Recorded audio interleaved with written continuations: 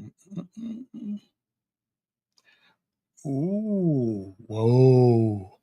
I am here live and in person. I'm here live. Well, now I'm just, for the most part, just kind of hanging loose here right now because, see, I've been listening to some talk shows since I have been uh, put on hiatus for a little while, and I'm telling you, some of the things that come across the airways in the daytime is absolutely intellectually draining. Okay. But that's what happens. I mean, that's what happens when the smartest guy on radio is not there anymore. I'm just saying. We need to take care of that, handle that business. Okay, that's what we need to do. We need to handle that business. First of all, good afternoon, everybody. I'm really saying good afternoon because today, I was listening to my good friends Joey over there on that other radio station over there, and a lot of people whining about white water. They whine, they whine, they whine because a lot of people in this city, the only thing they want to talk about is black and white stuff.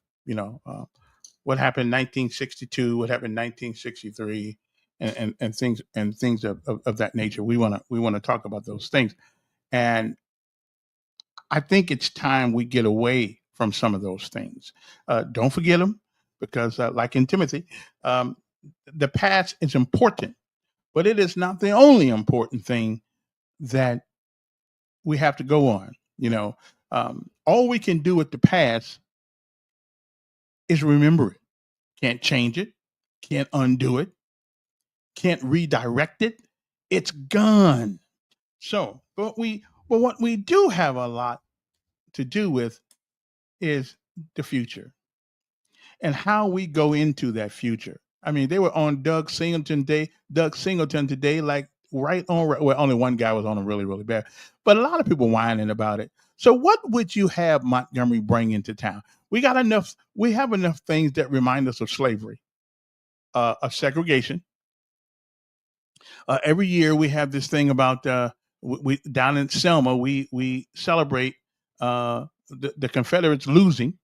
We have that going on. We have a thing downtown where we shall we say we celebrate Black Lives Matter, except everybody but black folks seems sometimes.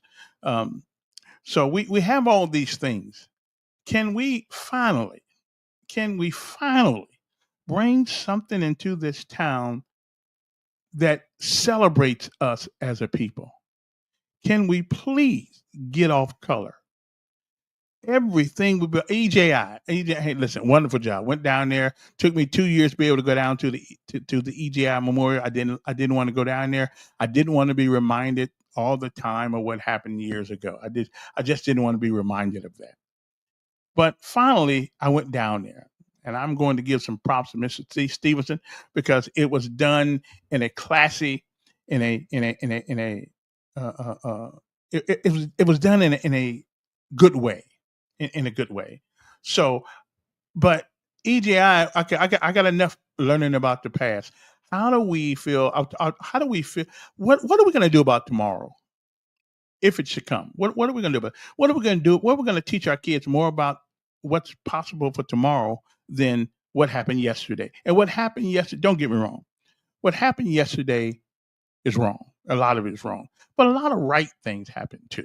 You know, do you realize in 1929, the US Patent Office said that they were going to close that office because everything that was going to be invented has already been invented.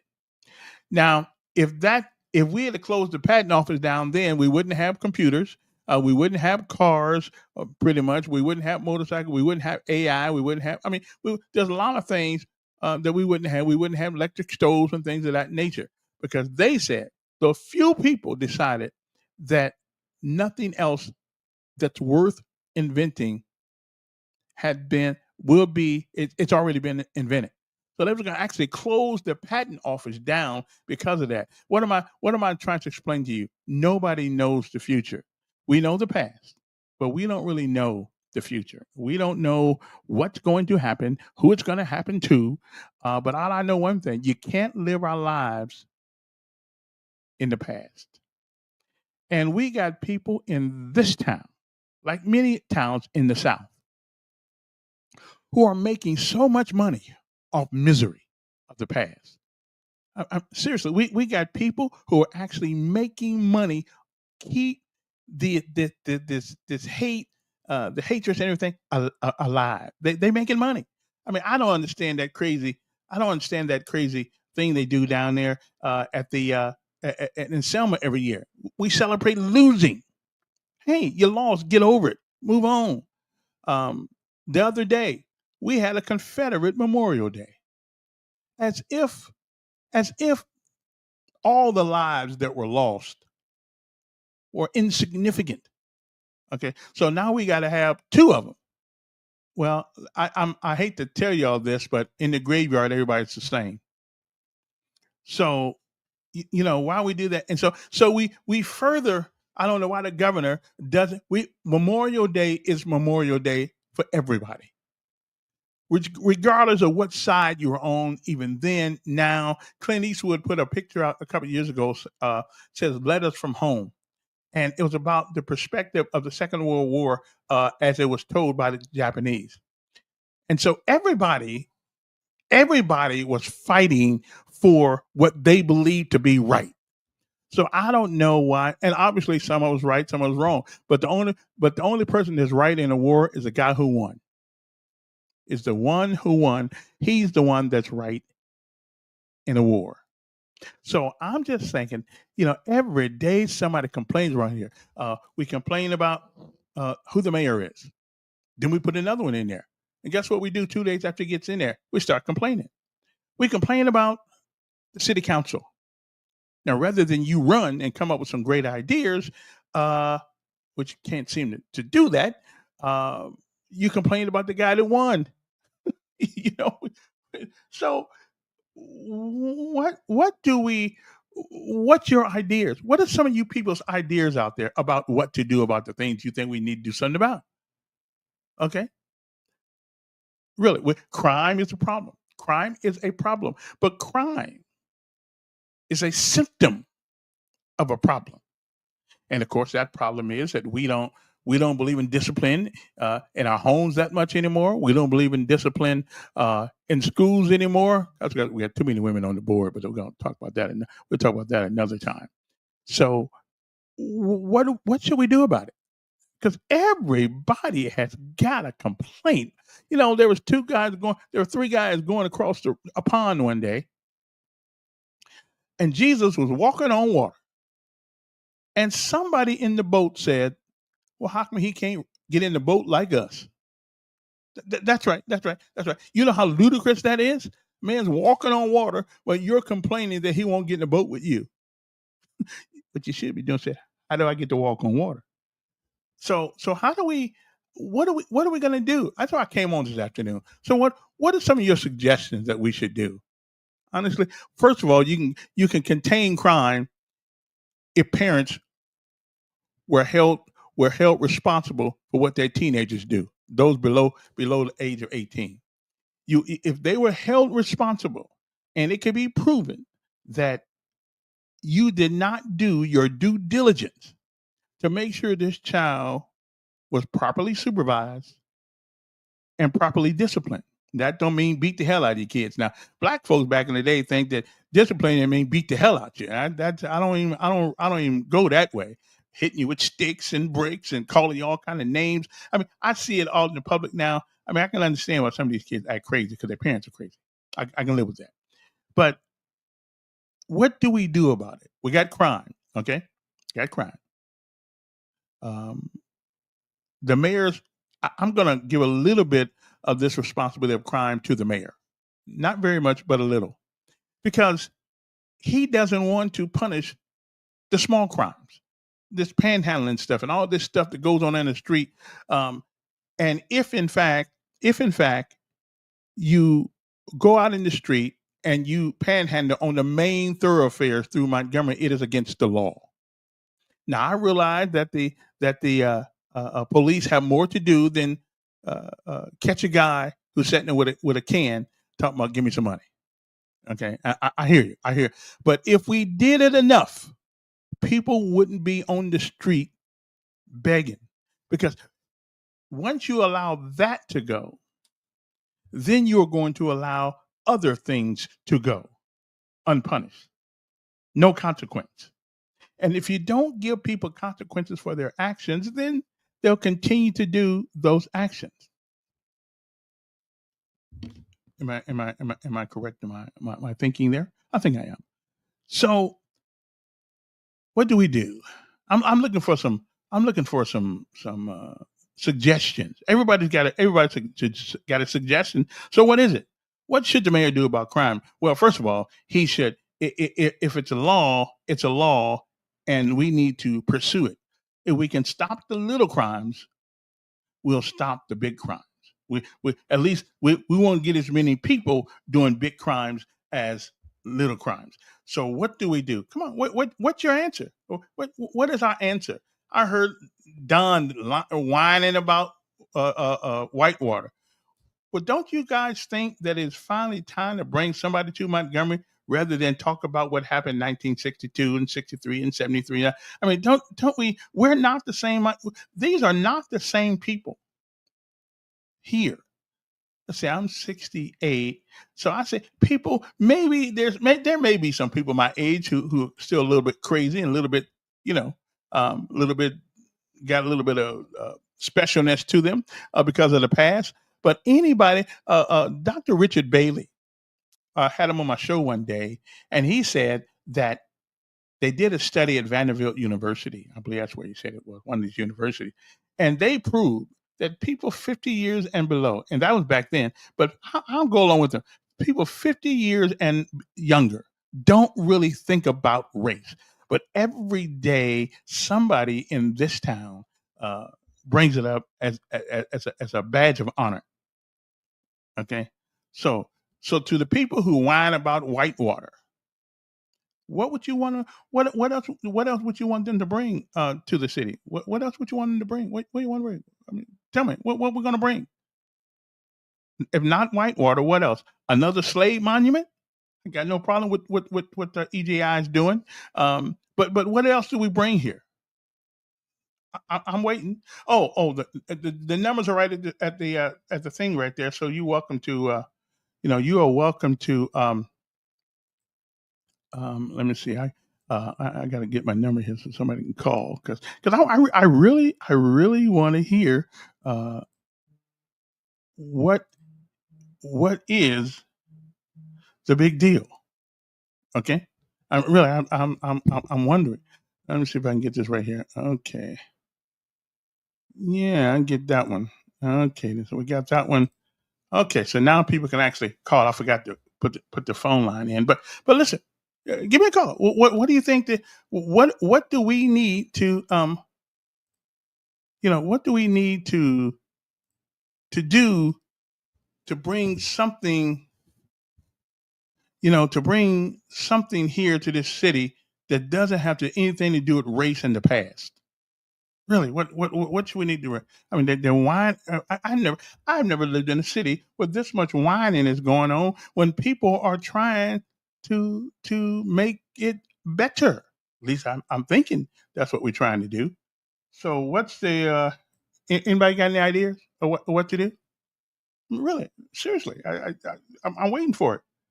Because one thing about this city, I've been here 34 years. Emmanuel's 34 years old. I never meet anything where there's never anybody fully uh, happy with the way things are. And I don't blame you. You shouldn't be content with things if they're bad. But my Lord, we complain about everything, everything. So why is that? Anybody got an answer for that? I mean, why is that? I'm waiting. Just call me. Let's talk about it because we're going to spend our lives complaining and not do anything. Honestly, and not do anything. Um, you got any suggestion? And then all the suggestions say, I'm gonna take your suggestions and give your suggestions to Doug Singleton and the mayor. They're gonna let them look at this. See, so rather than whining about, I was at a meeting Saturday and we were talking about the city and how it is a good city. Yeah, and I've lived in some rotten cities. I lived in this city longer than I like this city better than I do my own hometown of South Bend, Indiana. Of course, I haven't lived there since 1974, but wasn't too crazy about it then either. So, what is it that you would do? What do you think we need to bring to Montgomery to make us a better city? What really? What do you think? Because no matter who the mayor is, whether it's Stephen Reed, Bobby Bright, Todd Strange, Emery Farmer, whether it's either one of those guys, we're gonna complain. Okay, we pay people $59,000 a year to represent us downtown, and representation is probably one thing they don't do. Okay, have any of you ever got a letter from your representative? Really, anybody ever got a letter from your representative? Um, about anything that they want to do? No, you haven't. No, I never got one either. Anybody got a letter from Hatcher? Anybody got a letter from who's the other senator from Montgomery? State Senator Hatcher and Barefoot. Anybody got a letter? Anybody got a letter in the mail? Say, hey, this is what we're thinking. Do either one of them have a website where you can go to and reach out to them and send them a email? No, no. I think all of our city councilmen should have a website somewhere we can go leave messages and so they can see what we think and all that kind of thing. But I don't think they do. They got Facebook page. There's a difference between Facebook page and a website. Okay, Facebook page is a free one. Okay, we complained about the police chief until we got another one. And then now I will admit to you, haven't heard many complaints about this police chief that we actually got in now. What's his name? Boulay or something like that, whatever his name is. Um, I know it's one of them. Sound like one of those Southern names. Those Louisiana names. I don't know what name, but he's downtown, and he seems to be doing. He seems to be efficient, if nothing else. Okay. So I'm just trying to say, so I got on this air because I want you guys to tell me what it is that you think that we ought to do. What we should bring. We don't need another statue of white people doing black folks wrong. I think we got the history of that. We know that. We know that happened. Okay.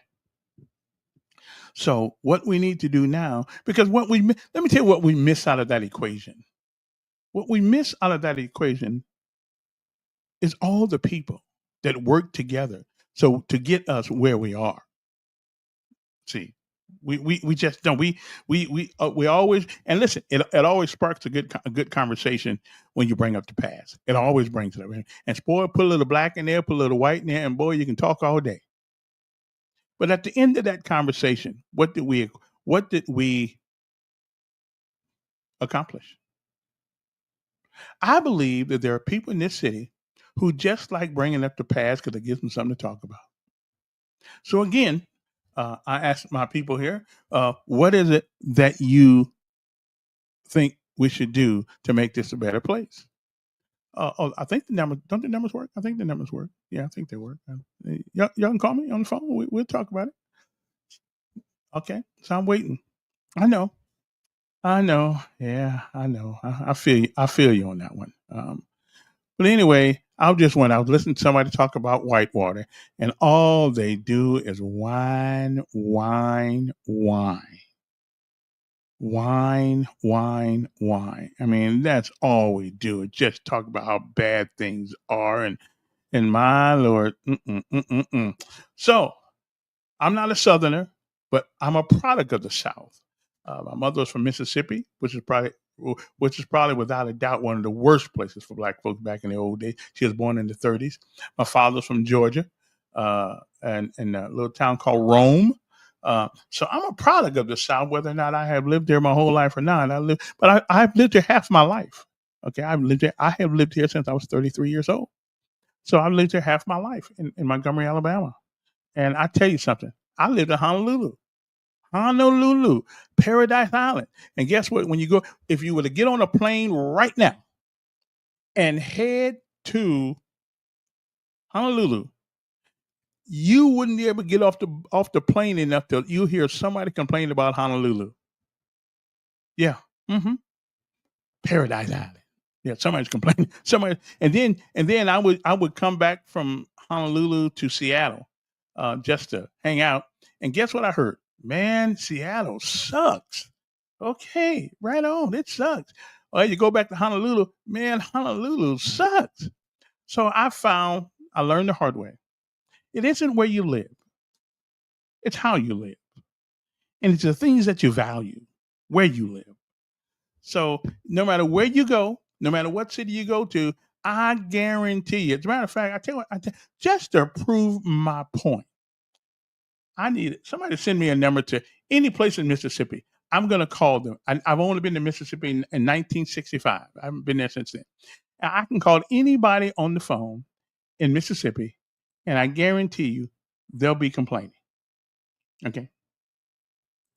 Yeah, yeah, they'll be complaining. So somebody just send me a number, and I will call somebody in Mississippi right now and guarantee you that they're complaining too. Uh, uh, Matter of fact, hold it. Hold it. I'm gonna call my sister. Now check this out. I'm gonna call my sister in South Bend, Indiana. Okay. Now I'm gonna tell you. I'm gonna say. So I'm gonna just to show you, just to prove my point, because people always complaining, no matter where you are. So I'm gonna call my sister right now and tell you and show you that I'm right. See, Y-E T-T. Well, I think I'm gonna call my sister anyway. Okay. Let me see. Well, I can't find a number, but if I did find a number, I'll let you know. Somebody send me a number because I'm going to call in. Give me a number to any state, any city, Prattville, Montgomery. Somebody's complaining in Prattville about Montgomery. Okay, someone's always complaining. Okay, let me see here. Let me see. See, just to prove my point. Okay, just to prove my point, we always whining and whining and whining, and it doesn't make any difference. It doesn't make any difference where you are. Okay, doesn't make any difference where you are. Somebody is going to complain no matter where you are. Now, let me see if I can find somebody. Let me see now. I don't have anybody. I don't have anybody on my list here from out of state, but I wish I did because if I did, I'd just give them a call right now. Okay, well, I'll try that next time. Somebody send me a number just to prove my point. It doesn't make any difference where you live. Somebody's complaining. Makes no difference where they live. Somebody is complaining. It just doesn't matter. Okay, and all them people whining about, well, it ain't making us no money. Well, the police department don't make us any money either. Should we get rid of them? The fire department don't make money either. Should we get rid of them? But do they provide a service? Absolutely. Do they provide a service? Absolutely. So I'm just thinking. Oh, let me see now. Uh, wow, my good friend. Well, okay, I can't find it. Nobody can send me a number. Can you? Somebody, where's my sister at? I know she's at home. I know she's probably whining about South Bend. But no matter where you go, oh, I know what I do. Okay, here it is. Somebody out there who is from because we got people. I mean, I got people listening all over from Washington State to Louisiana. So there are people up there that follow us. So I just want to prove my point. Okay, I just want to prove my point that no matter what you do, no matter where you go, okay, somebody is going to whine and whine and whine. Okay, I'm just telling you that's just the way it goes. Okay, so I was perturbed by what I heard today from people, and I just thought it was crazy. Always whining uh, about the park, the whitewater thing. Which I'm now I'm not a whitewater person. I mean I and listen, you talking to a guy who's been on aircraft carriers, and I was a galley chief on a boat at Pearl Harbor at Ford Island. Actually, I was galley chief on that, and I still didn't like water, but I love looking at it. I love looking at the water. I like the serenity that you get from it. Hey, matter of fact, where Jerry, give me a call. Let's talk about this for a second. See if I'm right. Okay. So let me see now. Let's see if I can get Jerry, my good friend Jerry Blevins. Okay, Jerry. Let me see here. Uh, our number here is 334. What is my number here? 521 521 2963. Okay, 2963. Okay. Okay. Yeah, that's what.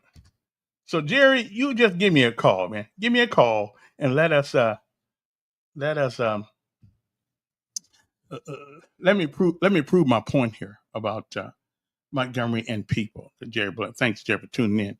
And I didn't tell nobody I was coming on because I keep forgetting to do that. But yeah, this is a conversation we need to have. It really is. Wine, wine, wine. Okay. Maybe I should call Jerry. Let me see if I can find his numbers right here. Let me see. Oh yeah, there he is right there. Okay. There you go. Okay. Hi, you've reached the law office of Jerry Blevins. I'm not in at the moment. Call from Jerry Blevins. To accept, press 1. Jerry. Mr. Kevin, I think this is the largest audience I've had thus far now. Well, hey, you got to start somewhere and work your way up. Yeah, we get there because I never tell people I'm going to come on anyway. I do it at the spur of the moment. But starting next week, I'm going to do it every day.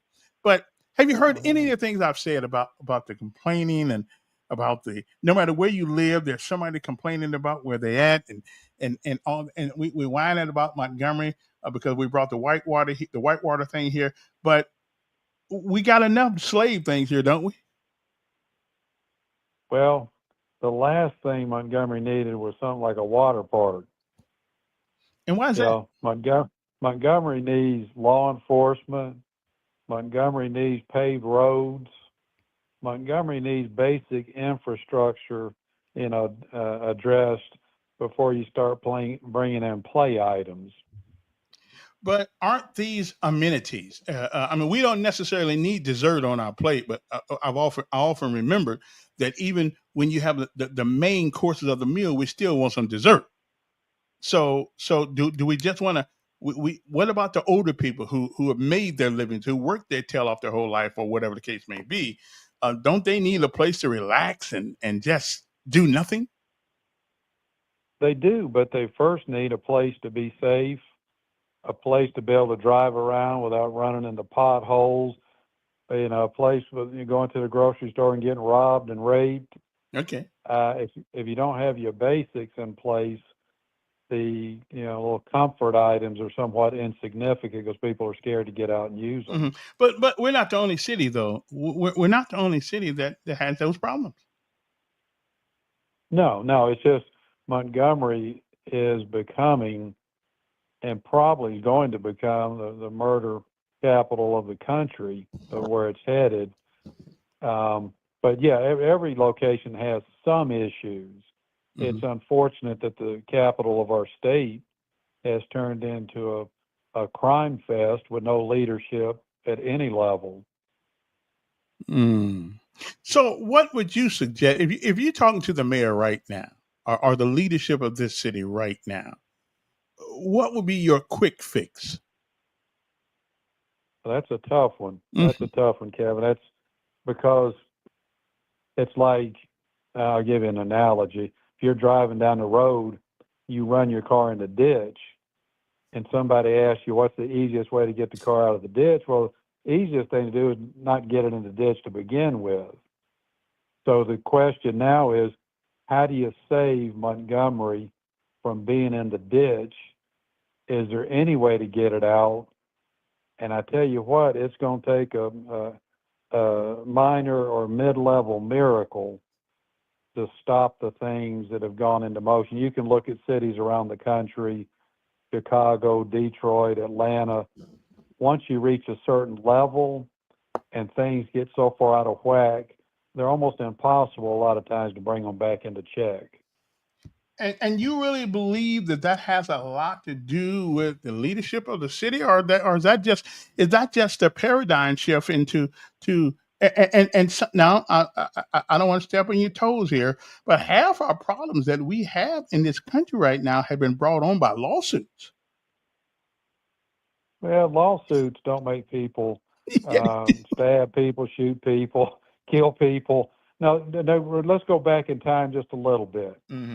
I'm not saying I personally, endorse things from the past, but let's go back. You may remember a fellow by the name of Emery Fulmer. Yeah, yeah. I All like right. me some memory. Back Emery Fulmer day, there was police out patrolling. There was police policing crime. There was law and order.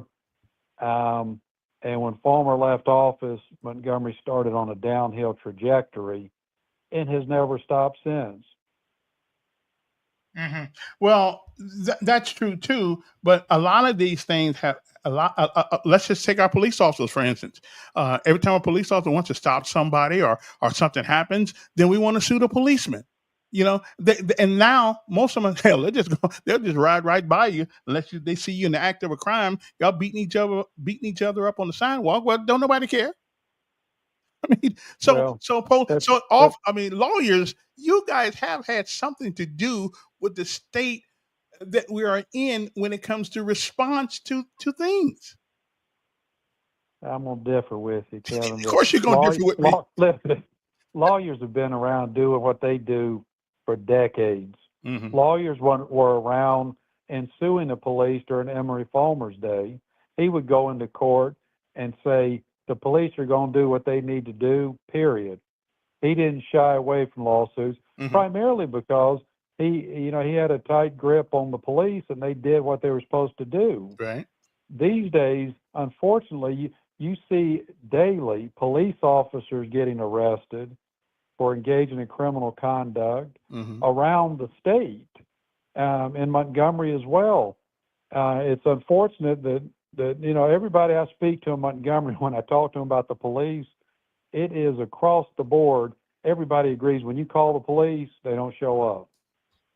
Well, it doesn't I think now? I mean, they're all getting paid, so I think they want to do their job. But I mean, it's not their fault that they're short of people, I guess.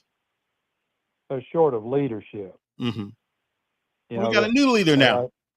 Well, they keep changing leaders, just like with the school. Let's keep changing the leader of the school. Let's keep changing the leader of the chief of police. Let's occasionally change the mayor.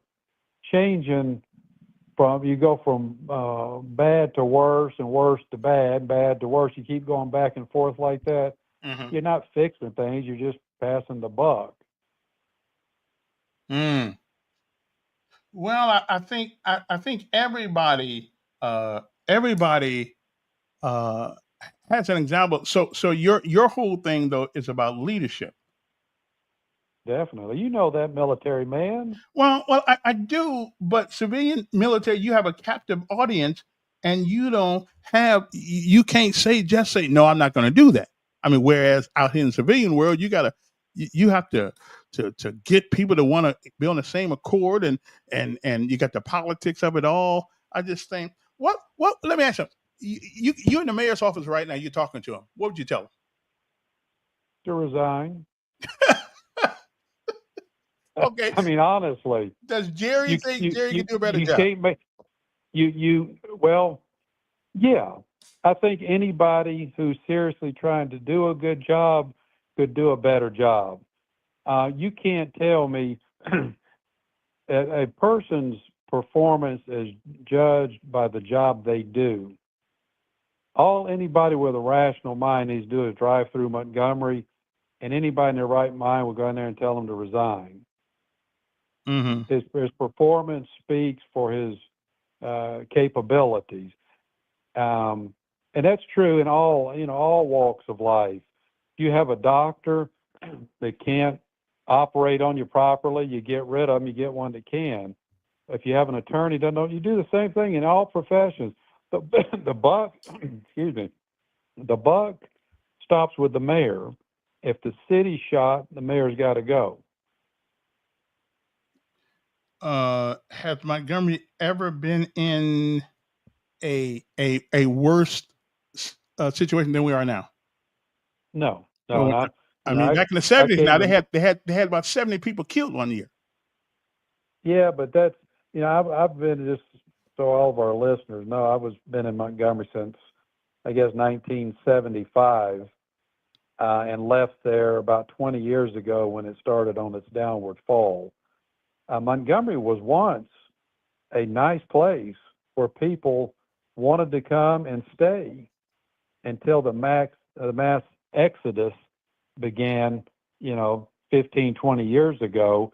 And I was in Montgomery today, went driving around to see what it was looking like out to Wind Lakes, all the upper level areas from the past, and it's just pitiful. Eastdale Mall, Montgomery Mall, Wind Lakes, everywhere is just pitiful. Well, let me ask you. Now, I must admit, I ride around this city quite a bit. I don't see the despair. I mean, listen, I don't see all this despair. I go to East Chase. I go to even down the street on Atlanta Highway, the Eastdale Mall. I mean, it looks pretty good to me. So where's the despair at? It's you've gotten immune to it. Oh, really? And I understand, because I lived there for a while, and you go to Vaughn Road Park. I drove by that today. It looked hideous. Nobody's maintaining the landscaping or anything. But you can get immune to something and miss the forest for the trees if you're living in it, which is what happens a lot. I moved to Wetumpka, and this, and lived there for 15 years or so. There are issues there too, but the whole area as a whole isn't collapsing around everybody like Montgomery is.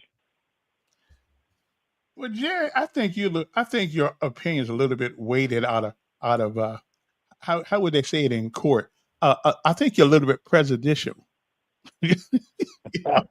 No, man. Look, Montgomery's my hometown. You know how tough it was for me to leave. Let me tell you this so you'll know how biased I am. I went to junior high school, Capitol Heights, high school, Robert E. Lee, college, AUM, law school, Jones School of Law, back to AUM. Mm-hmm. I grew up in Montgomery.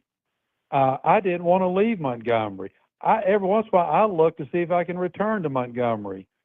No way in the world. But I know. But listen. That view is not that view though. You got it now. Be honest, intellectually honest with me here. You are somewhat prejudicial because you're not happy with the leadership. No. But hey, I don't care. Who the leader is if things are in proper order. More power to the leader, whoever it is.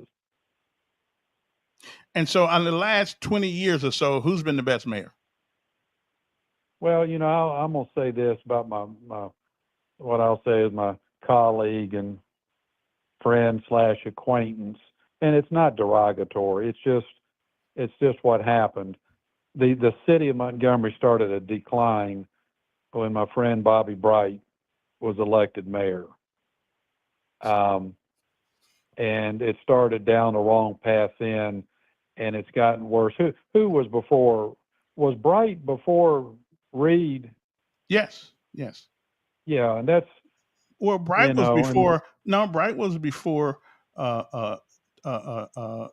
Mayor Strange.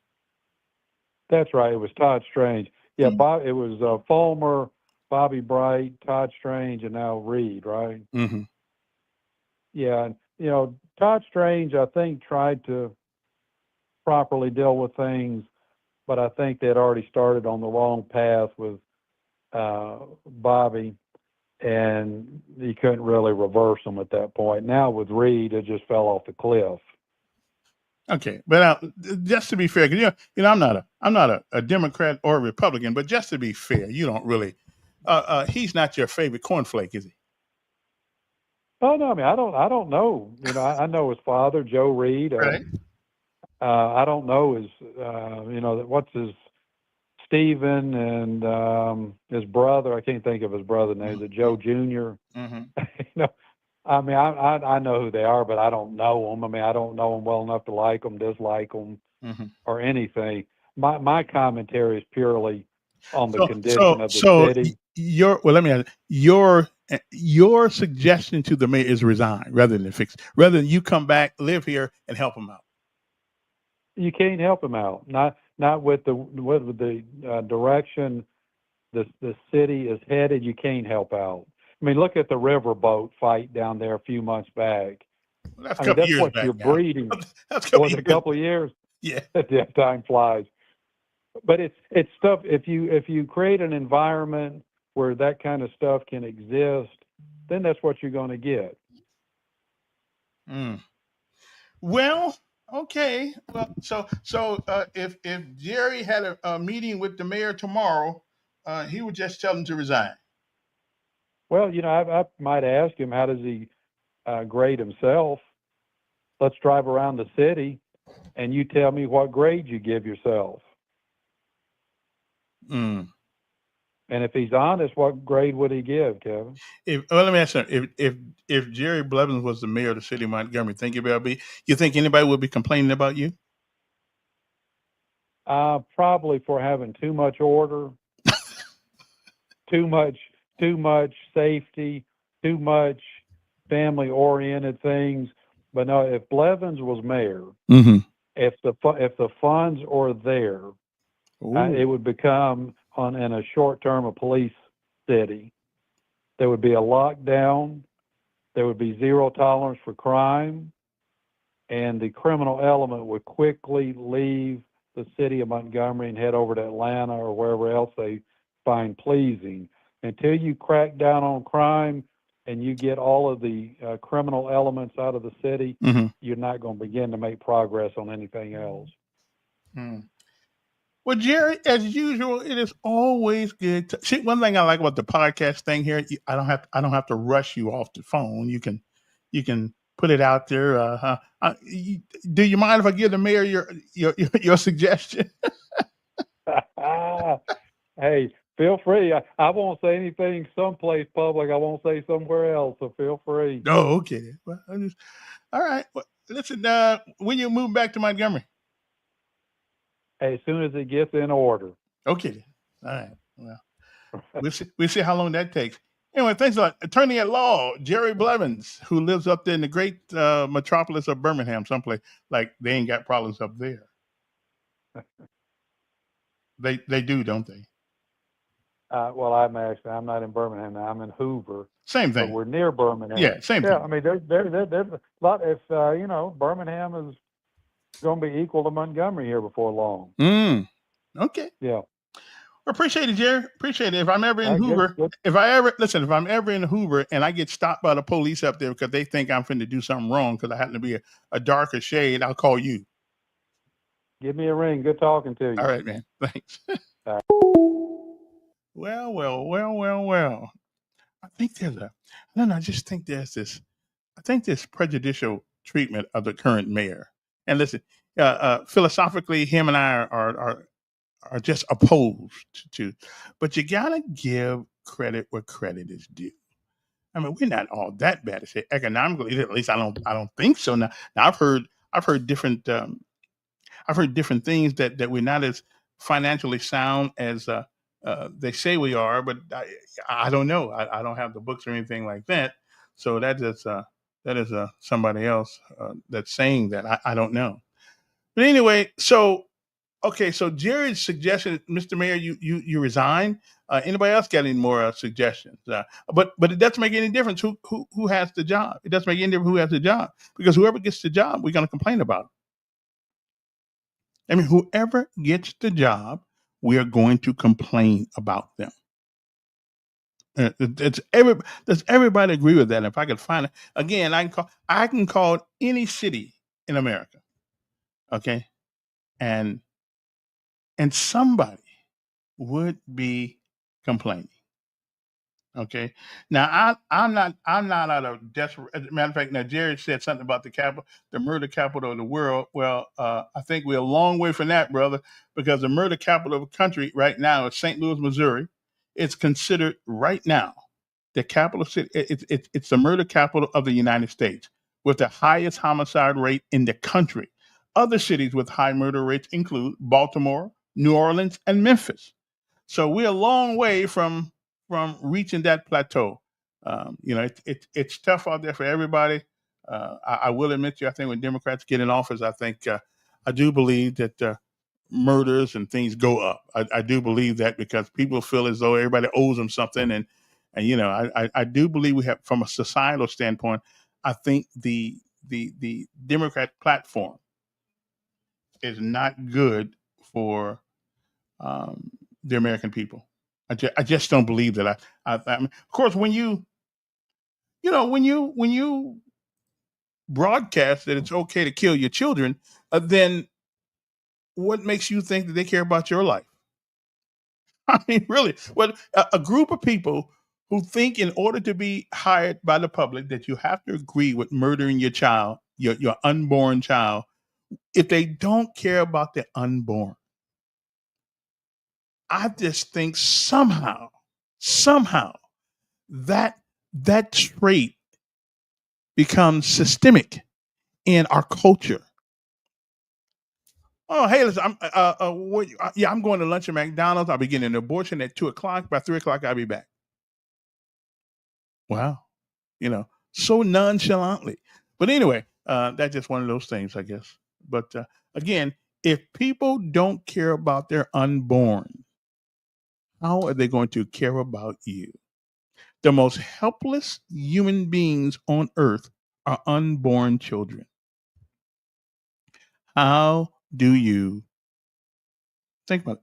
How do you beat that? How do you even think that people who think like that care about you? I mean, really? And you wonder why we live in a nation right now where and we certainly, now I'm gonna tick some people off. I understand it, but we certainly need to do something about this gun violence. And I don't think it is a good idea um, to let everybody walk around with a gun. I just there's something wrong with that. Okay, there's something terribly wrong with that. And so rather than fix a problem, we added to it. The governor, the House of Representatives, they're not responsible for idiots walking around with guns. But we got to do something about that. I don't know what it's going to be. Yeah, you can wear your gun. You can have your gun. You can have your gun. Yeah, at your house.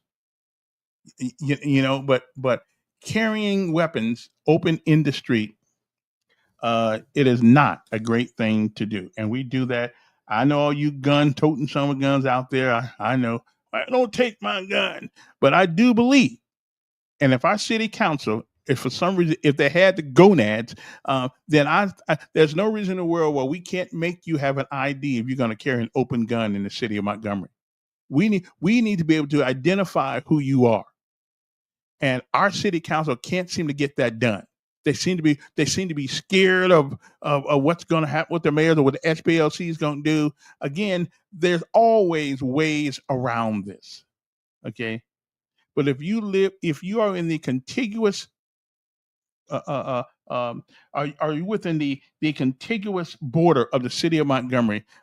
I do believe that you ought to have ID on you so we can ID you. It's got nothing to do with you carrying your gun. But if you're going to carry one, now think about this: a car. We drive down the street in cars, which we could kill somebody.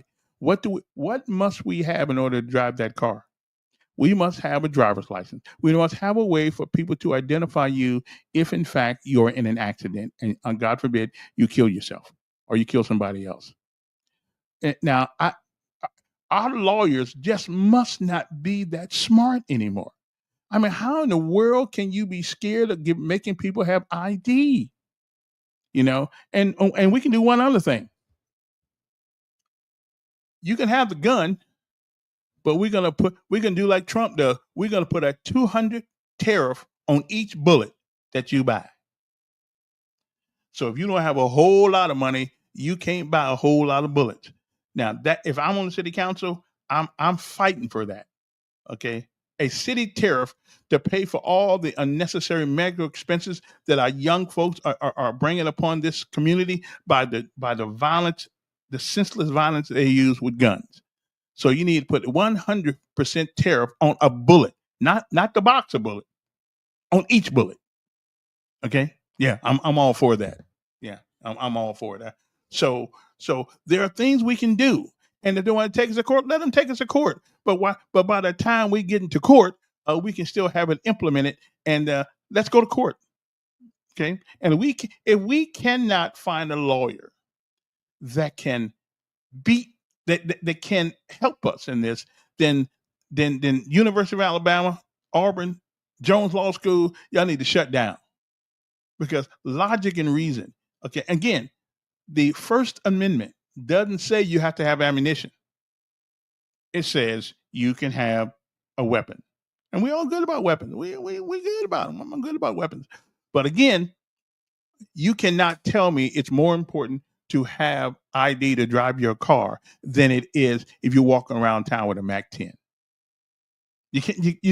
You'll never convince me that a guy in a car is more dangerous than a guy walking around with a Mac 10 going down the street, Norman Bridge Road. You can't tell me that. That dog ain't gonna hunt.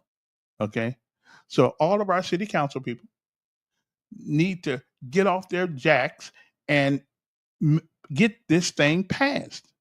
And I don't care what Marshall says. Okay, take it all the way to the Supreme Court. But you cannot tell me that if you're walking around here with a weapon that we don't need to identify you. What if you are a person that is a felon and not even supposed to have a weapon? So you tell me, and the reason why they don't want felons to have weapons, which I think, except in your house, I do believe if you're a felon, whether you're a felon or not, you have a right to have a weapon inside your house to protect your family and yourself. I don't have a problem with that. But walking around the city of Montgomery with guns open and we don't know who you are, we ought to be able to know who you are. I mean, you want to talk about some of the things that'll make a difference. You tell somebody, hey, listen, and I just think that's I just got on the phone with Jerry Blevins, and Jerry, a good lawyer, but these guys don't want to. They don't want to really want to get Marty, Marion, Brock. Marion. Hey, Kevin, how's it going? Pretty good. What's up? Hey, just to make a comment on your topic, which I think is a very good topic. I was trying to argue that topic maybe 5 or 6, 7 years ago, and it is because they will, before they recognize, when you're going out there to vote, they would accept a weapons permit a lot quicker than they will accept a college ID card. And in order to get in certain colleges, really all colleges, you got to have a Social Security number, a Social Security card. You have to have some type of identifier. You even have to have a birth certificate in order to go to college. Mm. But yet they would be willing to accept a weapons permit, to vote rather than a student ID card. So I've always had an issue with that, and I could never understand that. Well, I thought you were going to have the STAR card, the STAR ID now.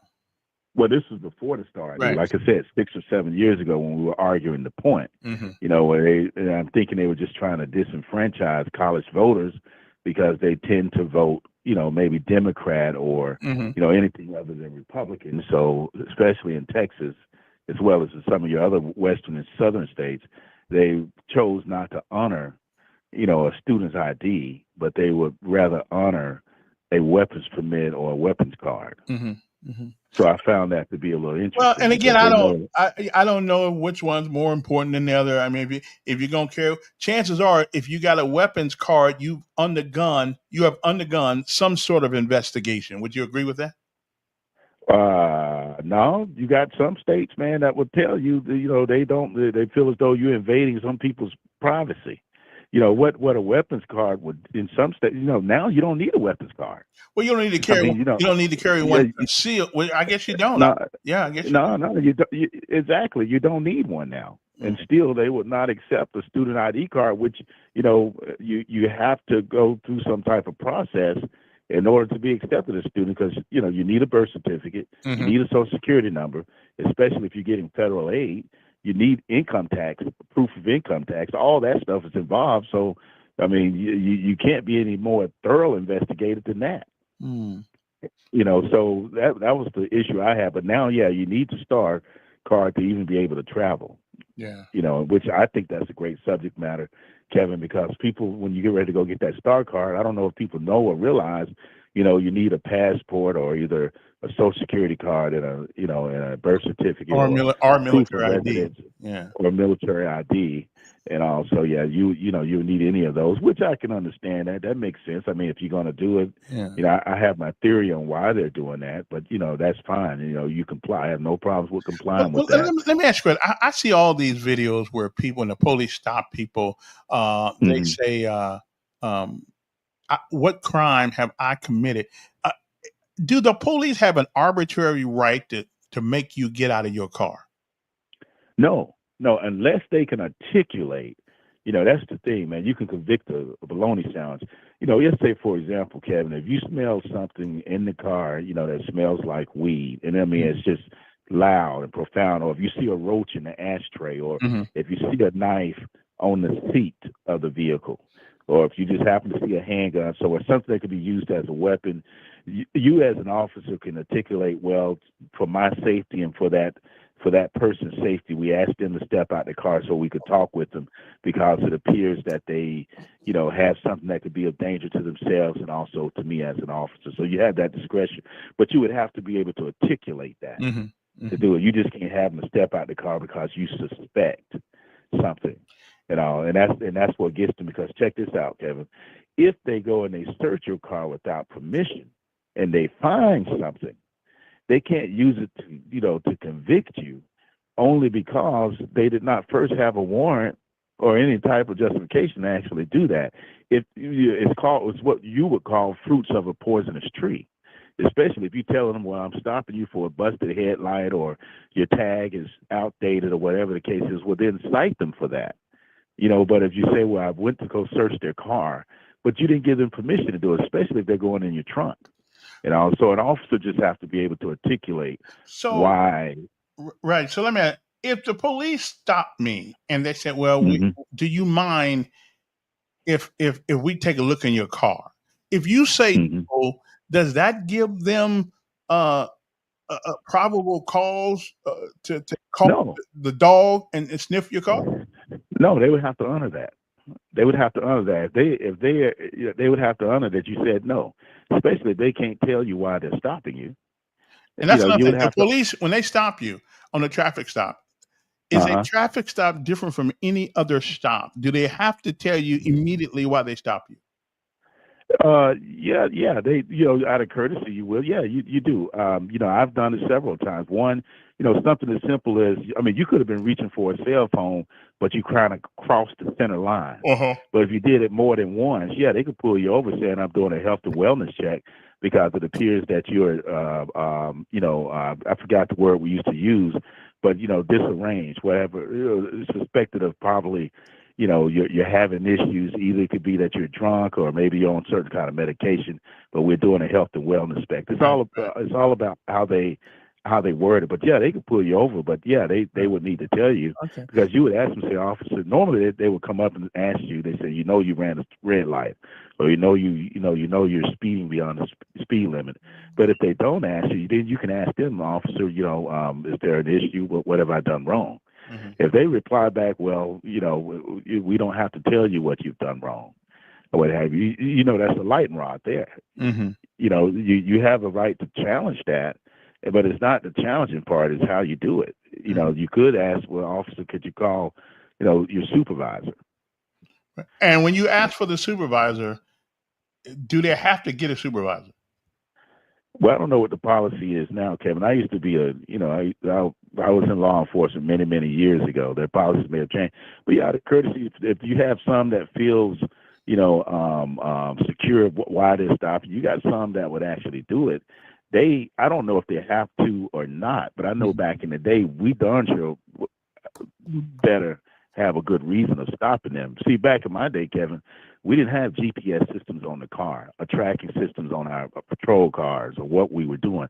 Now you have cameras and you have GPS systems. Officers are going to be extra careful now, but back in my day, we didn't have computers in the cars. Mm-hmm. We might have had a radar detector, but we didn't have computers in the car. You can go out there and do whatever, whenever, and it'll just be your word against the offender or the person, that's in the car that you pulled over. But see, now they have technology to the point where if you get out on the vehicle, meaning that if you stop it, they can go back and investigate when and how long were you out with that vehicle, why you were out with that vehicle. And I'm going to tell you another thing too, Kevin. When I used to cite people, man, we used to cite people using handwritten tickets. Now they just go on a computer and print one out after they do it on a computer. So that stuff is tracked. And let's say this, Kevin, they tell you, okay, well, I'm pulling you over because you ran a stop sign. Mm-hmm. But then in searching your vehicle, they find XYZ, but they don't cite you, meaning write you a ticket for running the stop sign. Right. That in and of itself is a question. It's proof that, you were harassed or whatever, because your initial stop wasn't recorded.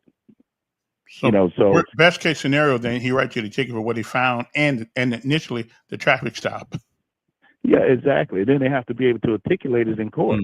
But then to get this, Kevin, all you got to do, a good lawyer, all I have to do was, I'm going to subpoena your body cam as well as your vehicle cam, and then the GPS system on your vehicle. It used to be a time, Kevin, man, you can go and I wouldn't say mess off, but you could hang out at the Waffle House or the Huddle House for probably an hour and nobody know what you're doing, where you're doing, as long as you're in the area to respond. Yeah. But now, if you stay at any one place too long, they have that GPS system on your vehicle, that tracking device, that can tell them how long you've been in that one spot. So we're policing the police now. Well, yeah, and it's good for the officers too, because suppose an officer gets out on somebody, right? You pull somebody over, but they blow you away or they injure you real bad, and they can look at it and say, well, this officer been on this call too long. We need to check on him. And so they can easily track your vehicle and find where you are, at any given time. So it works both ways. Okay. It's good for the officers, but it's also good for the patrons or the citizens. One more thing. If the police stop you, do they have I thought the Supreme Court said they didn't have a right to ask the passenger for ID. Is that not true? No, you don't have, well, you can, but, it's optional for the passenger. The problem with, our citizens and everything is that they don't know the law. But no, your passenger, there's just no reason unless you receive a call where there was two black males or two white males were seen or accused of robbery or any type of mischief or what have you, then you would probably, want to get both of the parties' ID. But if you're just making a regular traffic stop, no, you won't do it unless the passengers become belligerent and, appears to be disheveled. You can make a case on where you want to find out who that person is for your safety, because for all you know, that person can be, escape con or a mental health person or whatever the case is. It could be any of those things. But no, you have to articulate why you doing it. But I used to do it occasionally. I would, especially if I got a call or a bolo, which is be on the lookout. Of two males or two females fleeing, or allegedly they fit the description of, assailants that, was in the area. Yeah, you can articulate that on paper and you'll be just fine. But it's all about how you write it up. And some of your officers, especially your rookies, can be a little lazy, and, and that can make or break a case. Interesting. Well, Marty, appreciate you calling, man. We're going to start this full time next week. Well, 3 days a week. I'm going to do it. Monday, Wednesday, and Friday. Monday, Wednesday, and Thursday. Right. And then we're going to do Thursday and Friday. Going to be repeats of something. So I'm trying to line up some guests and stuff like that. So, we'll be all right. All right. Well, let me know, Kevin. Now, I thought you were going to be in the morning, so you're still in the evenings? No, I heard somebody whining today on another radio show, so I thought I'd come in and give my own whine. Okay. But it's going to be in the morning. To be perusing. Yes, I happened to been perusing Facebook and I saw you on there. I said, I saw live. Normally it's recorded, but I said, let me go ahead and check on Kevin. Yeah, I'm gonna do it from like 7 to 9. Okay. Yeah. All right. Well, just let me know. I'll do what I can to help promote it. Appreciate it. All right. Anytime, brother. All right. All right. All righty then. Well, I guess I gotta go now because it's always interesting talking to police officers or the former police officers, because you see so much stuff on Facebook and TikTok. Somebody gonna get killed for thinking they know the law that they don't know. So I want to be sure. I must admit though, the police stop you. It does seem like to me that they shouldn't be able to threaten you with, well, I'm going to get the K9 and we're going to check your car. I mean, if you don't have a reason to check my car, so you're just trying to make a reason to check my car. I don't know. I think that's kind of wrong. That's kind of like bullying. That's police bullying. Oh, so you ain't gonna let me check your car? Well, I'm going to get the K9. We're going to go, and sometimes there are ingredients in certain medicines that can make these dogs sniff something that's not there. But next thing you know, but you got your car open, and now anything they find at that point is part of the search. So I don't know. I just gotta. You ask me. If I say no, then leave it alone. If I don't give you permission to search my car, then just leave my car alone. Of course, I don't really have nothing in my car, but how it goes. Anyway, well, listen, time's up. Gotta go. And again, the whole show today was about all the whining that people do about Montgomery.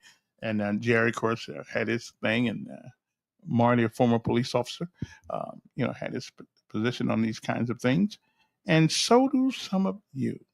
So, but I got to go because I'm hungry. I burned up a chicken last night. Yeah. Put the chicken in the oven, and I forgot the chicken was in the oven until there was smoke in the kitchen. And I was wondering where that smoke was coming from. And evidently it came from my own kitchen. I thought it was coming from upstairs. I started to run out the front door and go upstairs and help. Then by the time I got halfway out, I figured that was my kitchen. So I'm going to try not to do that. And I turned the timer. Siri let me down because I said, Siri, make me a timer for 1 hour and 15 minutes. I turned it on 375 degrees, 1 hour and 15 minutes. And you know what? I burned it up. I'm sorry. 1 hour, 21 minutes?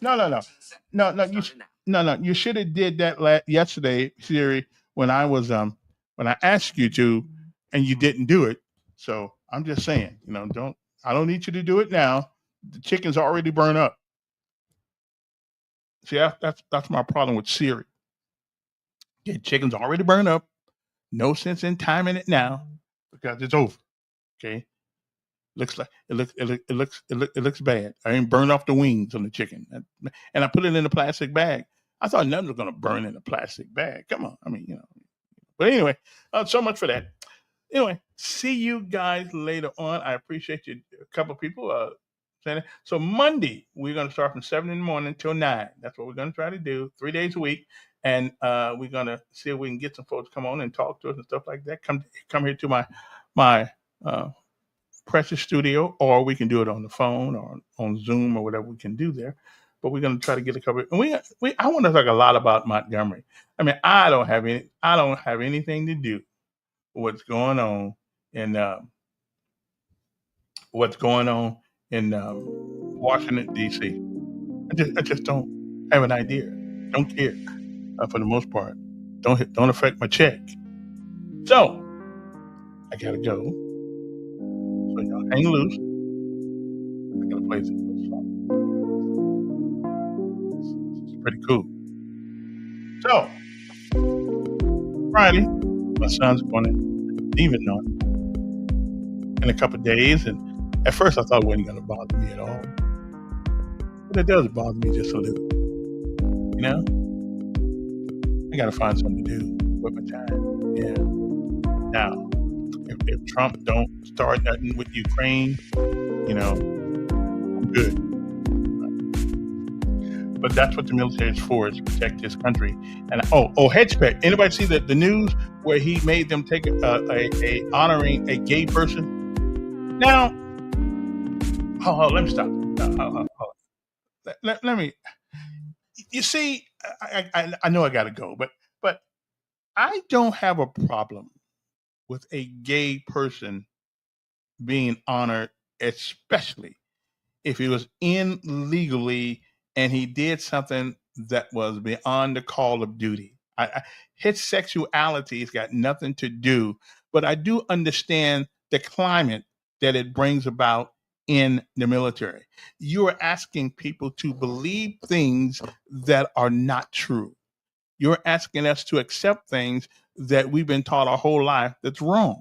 But if that person, male or female, saved somebody's life, and he just, I don't have a problem with naming the ship. God will handle his soul, but we evidently what they're doing, and I'm not with I'm not with the sec def on this one, because I just think if somebody does something worthy of that kind of recognition, what they do, who they do it to, if he's already in the military, that's on them. But I do think that we don't need this transgender thing is wearing everybody out. It's wearing everybody out. Okay, ladies and gentlemen, it is your chromosomes that determine what sex you are, not your brain. Okay, we know what you are the minute you come out your mama's womb. We know. Okay, now my thing, we ought to just make a rule in the United States military. You are what's on your birth certificate. Leave it alone. Now, when you get off work and you want to go to Sally and Pally, whatever, that's on you. But I'm not with the sec def on this one. If this individual performed a duty that was way beyond the call of duty, I think there's nothing wrong with honoring his service, and to whoever he does it to, who does it to him, that's between him. But we ought to be quiet about it. Okay, I'm like Clinton said, don't ask, don't tell. Okay, I don't. You don't change yourself. You don't change your sex in your brain. Yeah, change it by what's in between your legs. And if you don't know what's in there, you need to go to a doctor. Okay, I'm just saying. Anyway, my time's up. Thank you for yours. So if we're gonna complain about Montgomery, which what started this whole thing off, then maybe we ought to come up with some suggestions for it. Anybody got in? Well, leave them here, write it under the page, whatever the case may be. Suggestions for crime, suggestions for economic impact, suggestion to make this a more beautiful city. All right? So I'll give it to the mayor. Y'all have a good day. See you. What do you want to be?